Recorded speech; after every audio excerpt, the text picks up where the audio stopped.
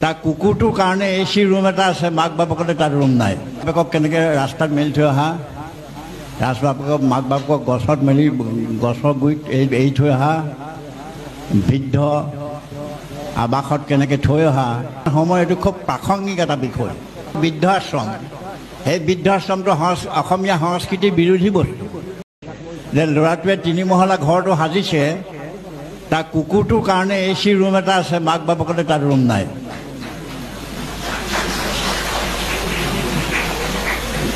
আৰু মাক বাপেকক কেনেকৈ ৰাস্তাত মেলি থৈ অহা, মাক বাপেকক গছত মেলি গছৰ গুৰিত এৰি থৈ অহা, বৃদ্ধ আৱাসত কেনেকৈ থৈ অহা, এই কথাখিনি কৈছে। আৰু এই কথাটো সকলোৰে ক্ষেত্ৰতে নহ'লেও কিন্তু বৰ্তমান সময়ত এইটো খুব প্ৰাসংগিক এটা বিষয়। এই বিষয়টোৰ প্ৰতি আপোনাসকলে অলপ চকু দিব লাগিব। কাৰণ যিটো বৃদ্ধাশ্ৰম, সেই বৃদ্ধাশ্ৰমটো অসমীয়া সংস্কৃতিৰ বিৰোধী বস্তু।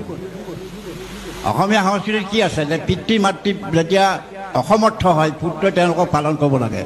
লাজৰ কথা, চৰকাৰে আইন কৰিবলগীয়া হ'ল যে কোনোবা ল'ৰাই যদি পিতৃ মাতৃক পালন নকৰে তাক তেওঁ দৰমহা কাটি আনি মাক বাপেকক দিব। এইটো চৰমৰ কথা।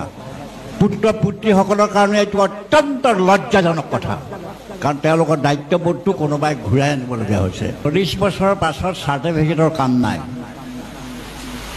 কোনোবা BA MA ঢেৰ কিবা কিবি পাছ কৰিলেও 40 বছৰৰ পাছত চাৰ্টিফিকেটৰ কাম নাই। আৰু 50 বছৰৰ পাছত সৌন্দৰ্যৰ কাম নাই। 50 বছৰৰ পাছত চেহেৰাটো বেয়া হৈ যায় নহয়। আৰু 60 বছৰৰ পাছত আসনৰ কাম নাই। আপুনি অফিচাৰ হৈ বহি আছে, 60 বছৰৰ পাছত আপোনাৰ সেই আসনৰ কাম